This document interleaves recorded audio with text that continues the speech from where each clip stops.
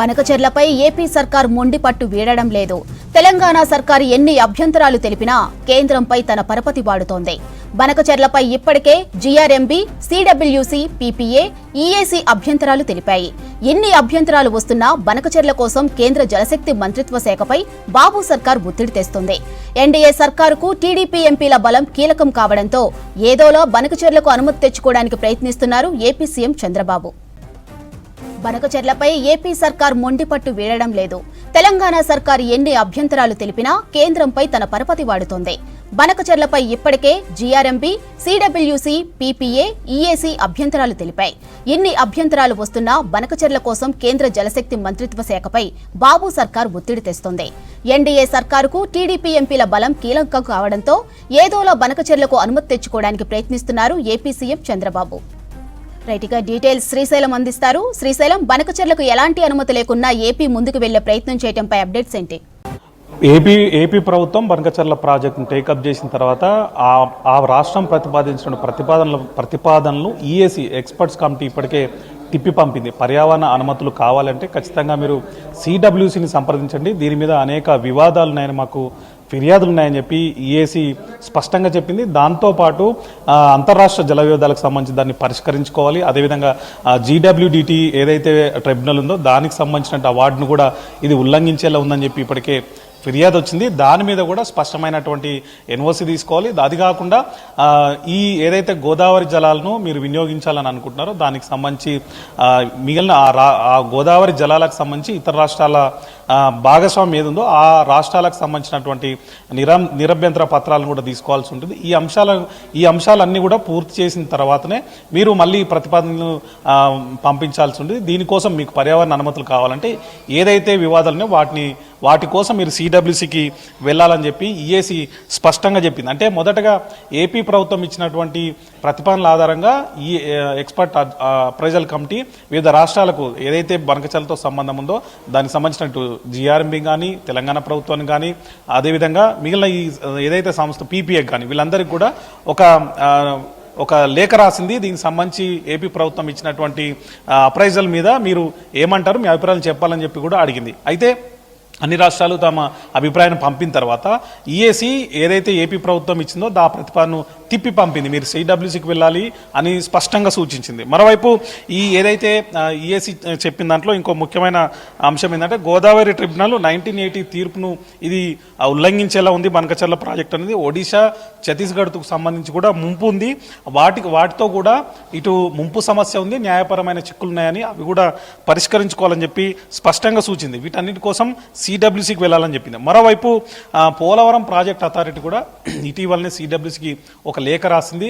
Polavaram project కాదని చెప్పి ఇప్పుడు బనకచెర్ల టేకప్ చేస్తారు కాబట్టి ఖచ్చితంగా పోలవరానికి మళ్ళీ కొత్తగా మీరు డిపిఆర్ సమర్పించాల్సి ఉంటుంది, కొత్తగానే పోలవరం ప్రాజెక్టును పరిగణించాల్సి వస్తుందని చెప్పి చెప్పింది. దాంతోపాటు ఇప్పుడు ఈ బనకచెర్ల ప్రాజెక్ట్ అనేది పోలవరం ప్రాజెక్టు పూర్తి కాకుండా బనకచెర్ల సాధ్యం కాదు అని చెప్పి పీపీఏ స్పష్టంగా చెప్పింది. దీంతోపాటు ఇంకొన్ని అంశాలను కూడా మెన్షన్ చేసింది. అసలు పోలవరం ప్రాజెక్ట్ సంబంధించి దానికి సంబంధించి ఏవైతే అనుమతులు ఇచ్చారో అందులో భాగంగానే మీరు తరలించాలనుకుంటున్నటువంటి 200 టీఎంసీలకు సంబంధించి అంశాలను కూడా దానిలోనే పరిగణించాల్సి ఉంటుంది కూడా స్పష్టంగా చెప్పుకొచ్చింది. మరోవైపు ఏదైతే పోలవరం బనకచెర్లకు సంబంధించి లింక్ ఉందో ఆ లింక్ ప్రాజెక్టు పోలవరం డిపిఆర్కు విరుద్ధంగా ఉందని చెప్పి కూడా పీపీఏ రాసినటువంటి లేఖలో స్పష్టంగా పేర్కొంది.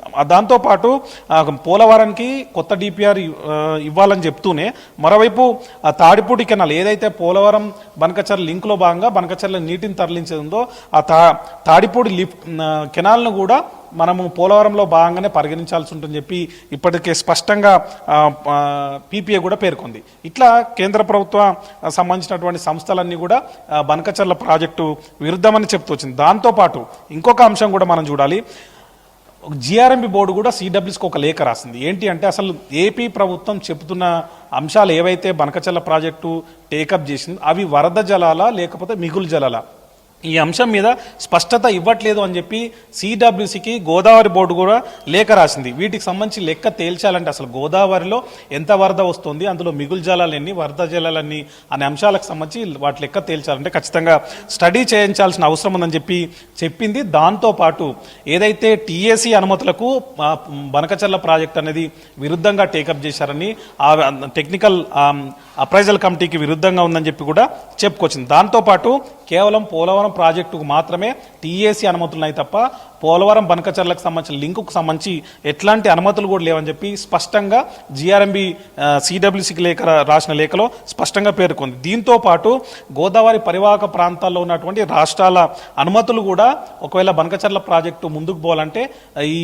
రాష్ట్రాల అనుమతులు కూడా అవసరమని స్పష్టంగా చెప్పుకొచ్చింది. దాంతోపాటు ఒకవేళ ఏపీ తరలించేటువంటి 200 టీఎంసీలు నిజంగానే తరలించాలనుకుంటే ఈ లింకులో భాగంగా మహారాష్ట్రకు, కర్ణాటకకు, తెలంగాణకు కూడా ఖచ్చితంగా కేటాయింపులు ఉండని చెప్పి స్పష్టంగా పేర్కొంది. మరోవైపు వీటి వాటాలు అంటే ఇప్పుడు మిగిలిన గోదావరి పరివాహకం అంతే కేవలం ఒక ఏపీనే కాదు కాబట్టి మిగిలిన రాష్ట్రాల వాటాలు కూడా స్పష్టంగా తేల్చాల్సిన అవసరం ఉందని కూడా ఏదైతే జిఆర్ఎంబి రాసిన లేఖలో కూడా ఉంది. ఇట్లా ఇటు పీపీఏ కూడా అభ్యంతరం వ్యక్తం చేసింది, జిఆర్ఎంబి కూడా అభ్యంతరం వ్యక్తం చేసింది, సిడబ్ల్యూసి కూడా స్పష్టంగా చెప్పింది మీరు ఏవైతే గోదావరి ఏదైతే బనకచర్ల ప్రాజెక్ట్ టేకప్ చేయాలనుకుంటున్నో ఆ టేకప్ చేయాలనుకున్న అంశాలకు సంబంధించి పూర్తి స్టడీ రిపోర్ట్ అవసరం ఉంది అని చెప్పి అనేక ప్రశ్నలతోని ఏపీకి కూడా ఒక లేఖను కూడా మనకు సిడబ్ల్యూసి రాసింది.